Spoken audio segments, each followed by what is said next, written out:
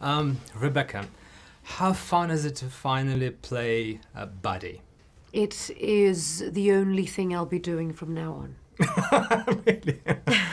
Why? Because it was so much fun strangling Sir Patrick Stewart? Oh my God, that was great. I loved that move. The whole grabbing before looking. It's a wonderful feeling. No, but it's just fun playing something I haven't done before. I mean, it's one thing playing evil in the sense that your character has many different traits, but this is kind of pure evil antagonist role through and through. Mm-hmm. Did your son Isaac come to the premiere? Isaac came to the premiere. What he thought? He really enjoyed it. He wasn't scared. Mm-hmm. He grabbed me a couple of times and he said, "Oh, that was just startle reflex." But he said, because he's seen quite a lot of movies because of what I do, and he knows a lot about the film world, he said it felt cozy and wonderful, and he said it was like a ride, being a part of this sort of journey, and he wanted to be him. Has he seen you getting into that intricate makeup and prosthetics? Yes, he was on set one day. How long was it taking? He fell asleep in the corner. It was 4 hours. Poor thing. 4 hours in the morning. What do you do during that time? Oh, God, what do we do? We listen to music, we talk about articles we've read. I mean, I'm with very intelligent people. Yeah. So, you know, the topics are up here. How did Joe convince you to be a part of this story? He didn't have to convince me. We met in a cafe because Simon Pegg, who I was working with, so I was doing Mission simultaneously. Ah, right, yes. Said that Joe Cornish and Naira might contact you for a film that they want to do. And I said, sure, whatever. My expectations were that they would be wonderful people because Simon is bloody wonderful. And we met in a cafe, Joe and I, and he had mood boards and imagery, and he told his story of King Arthur. And I just looked at him and I was sort of drawn into it, and I said, I don't need to read the script, let's do it. I did. So, and my agent says, what the beep are you doing? Now we know how to convince you. Yes. To grab Simon Pegg and introduce you to someone. Grab Simon Pegg, love what you do, and sell it well. Do you feel like an Olympian bashing out movies like Mission Impossible, and the kid would begin doing the production at the same time and prepping for Men in Black International? Like, It sounds so cool, and I should just go on your streak and because say... Because it is. But also, I think, yeah, it is, and it's a lot of work, and I love working. And I think it just happened that it worked out, and I like working, and that combination is good. So whilst shooting Mission, they were going to Norway to do some scenes, and I happened to get a couple of weekends off. So I could push them in. And it meant that Joe's team had to all work during the weekend as well.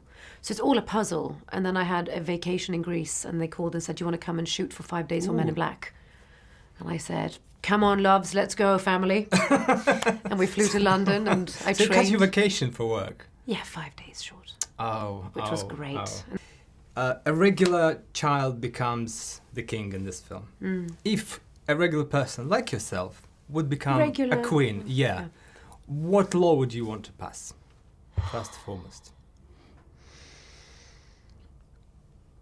Oh my gosh, it's such a good question. And my head goes to politics, which is such a boring answer.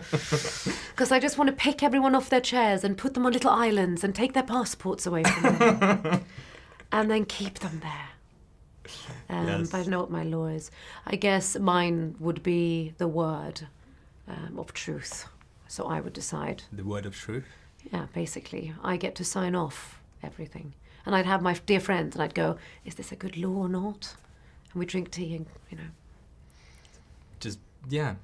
I would rule, wouldn't I? I'd decide. Yeah, just be I'd ask my son, probably, what do you think?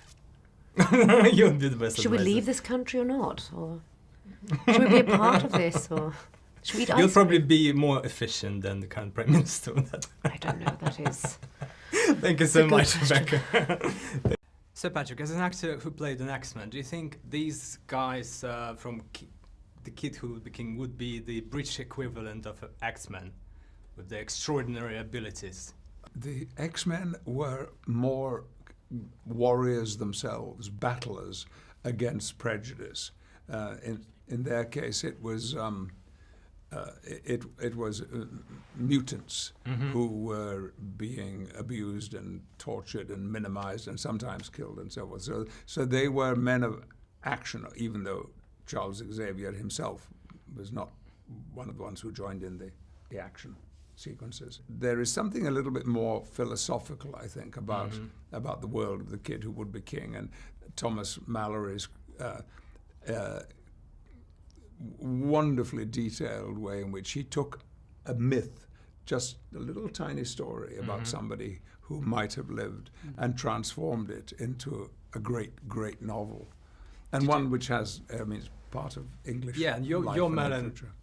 can become an owl and takes all the different forms. And first of all, when Merlin appears in our world, he is absolutely naked. How was filming that scene? Oh, it was fantastic. It was very cold. Yes. But the thing was, I absolutely, I haven't told anyone this, I insisted on doing it naked. Everyone was, saying, oh, you must have this. No, I have to be, and but they did it over and over and over again because they had this magnificent sun in the background, and I really wasn't banking on doing it again. I kept thinking, what on earth am I doing wrong? I'm just walking. But hopefully they got. So then, did your mother come to the premiere?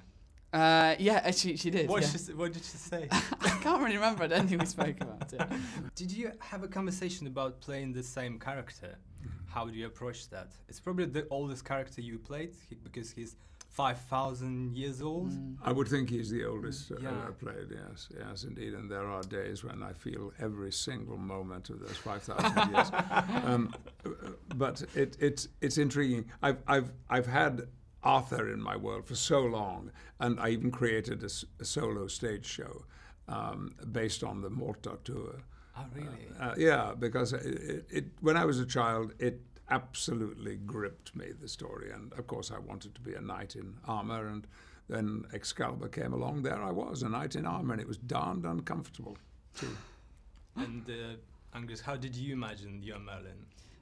What kind of creature is it? Well, I think you just go with your impulses, and Joe had given you such a wealth on the page, and then you just start to take from all the different legends and myths there are about Merlin and who he really was, and from Mort d'Arthur, and then there are other legends about whether he was the last druid in Scotland, and you begin to form your own idea, and hopefully one that's just grounded in the earth and in Britain, and then when Patrick came on board, you can imagine what a thrill it was for us, and for me in particular, to be sharing a role with Sir Patrick.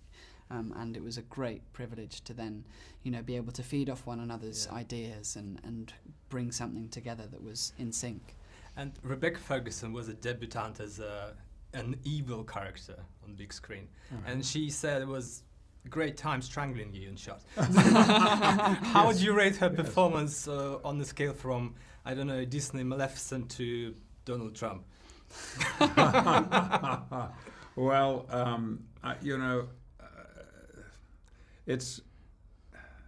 we live in very, very troubling and complicated times, and there's not much that I think I can do in the few minutes that we have in this interview to improve what's going on. But so far as you mentioned Rebecca was concerned, I had been a fan. I mean, you find that most actors are fans.